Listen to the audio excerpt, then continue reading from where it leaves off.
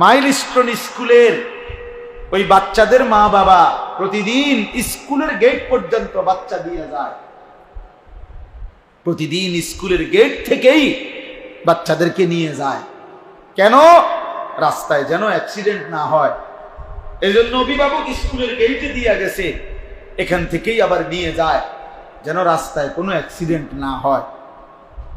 দিলের মধ্যে মা বাবার এটা, স্কুলের গেট পর্যন্ত যদি ভিতরে ঢুকায় দিতে পারি তা ভিতরে নিরাপদ, আবার এখান থেকে নিয়ে যাব যাতে রাস্তায় কোনো বিপদ না হয়। আর আজিমের মালিক আল্লাহ, তিনি যেন বলে, না বান্দা, মূলত আমি নিরাপদ রাখলে নিরাপদ, আমি নিরাপদ না রাখলে নিরাপদ না।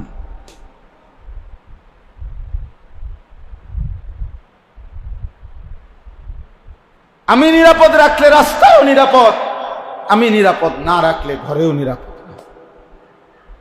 কি ভাই, আমি এই মাত্র এখন এই মাহফিলের দিকে আসার সময় এখন মাত্র মাইলস্টোন স্কুলের একজন শিক্ষকের সাথে কথা বলছি। এখন কথা বলতে বলতে আমাদের খুব কাছের একজন মানুষ আছে, এক সময় আমাদের এই বাংলাদেশে একজন বড় বুজুর্গ, সারা দেশ ঘুরে ঘুরে বয়ান করতেন। আমাদের বেতুয়ার হাশেম শাহ হুজুর, আবুল হাশেম হুজুর, বেতুয়ার হুজুর, এই উনার আপন ছেলে এই মাইলস্টোন স্কুলের টিচার, আমাদের সমবয়সী সাথী সফিউল্লাহ হাশিমি, ও আমাদের সমবয়সী। এখনো কথা বলছি যে দোস্ত কি অবস্থা ভাইয়া আপনাদের এই শেষ হালাত, মানে প্রতিষ্ঠানের বাচ্চাদের, তারপর সব মিলাইয়া শুনলাম আর কি, তার থেকে খোঁজ নিলাম কি অবস্থা।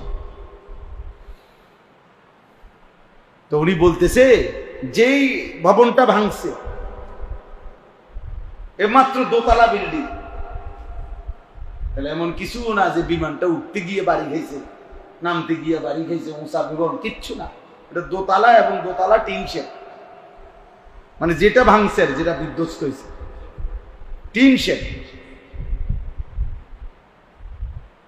তো কার ফয়সালা? মূলত রবের ফয়সালা, রবের ফয়সালা। এই জন্য ছেলেরা ভাবতে শিখো, ভাবতে শিখো। সবগুলো বাচ্চা ধনির দুলাল, বাংলাদেশের শীর্ষ হাতে গোনা নাম করা যদি 10টা শিক্ষা প্রতিষ্ঠান হয় এর মধ্যে এটা একটা, প্রথম সারির স্কুল।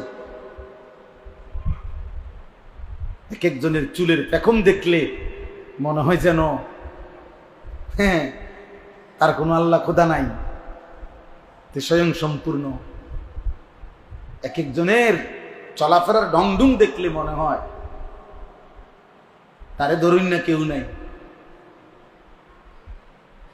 পোলাফানের তাফালিং দেখলেন, পোলাফানের চলাফেরার কথাবার্তার স্টাইল দেখলে মনে হয় অহংকার, আমার শরীর ভালো, সুস্থ সবল, আমার আব্বার টাকা আছে, আমার যখন মন চায় আমি আব্বু থেকে টাকা নেই,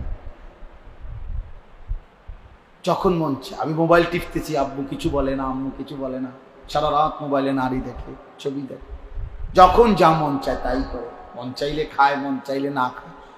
বাহ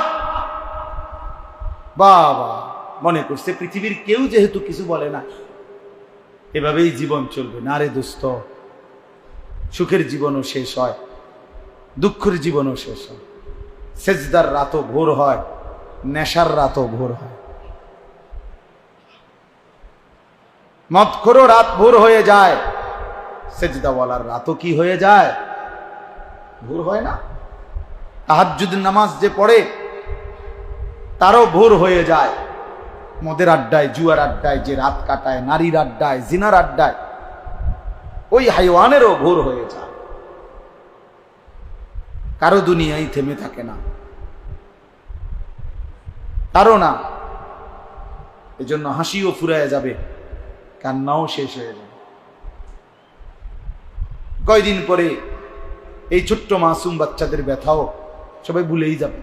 ব্যস্ততার এই দুনিয়ায় কতক্ষণ মনে রাখবে, কে কারে মনে রাখবে?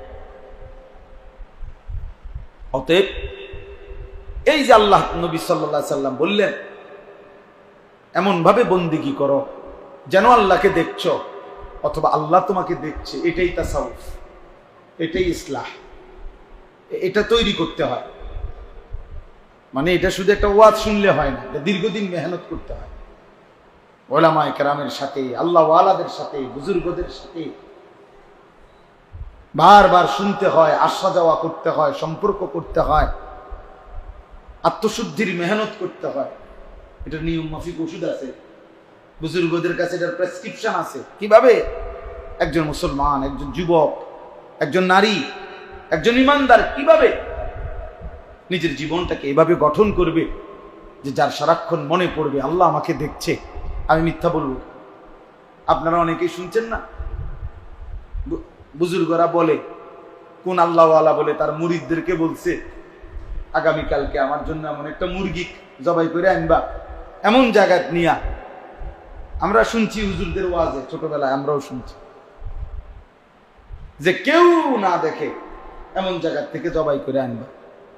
সবাই মুরগি জবাই করে আনছে, একজনে জীবন্ত মুরগি নিয়ে আসছে। তো হুজুর বলছে তুমি আস্তা মুরগি নিয়ে আসলা, সবাই তো জবাই করে আনছে। তো বলছে হুজুর মুরগিটা কেউ দেখে না, এমন একটা জায়গার তালাশে, পুকুরের পাড়ে, নদীর ধারে, বাঁশ ধারে, কত জায়গায় গোপন একাকী জায়গায় অন্ধকারে গেলাম, কিন্তু